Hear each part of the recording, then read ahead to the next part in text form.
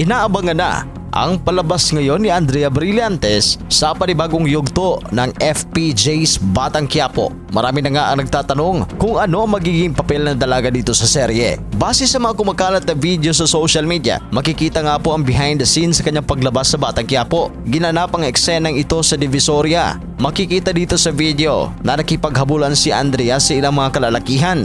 Panoorin ang videong ito, ang behind the scene sa shooting ni Andrea Brillantes para sa FPJ's Batang Quiapo.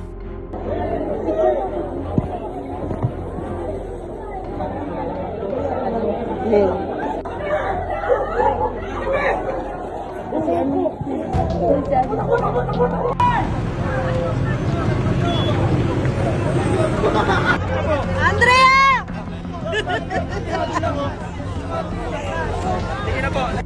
Gun. Oh, blurred.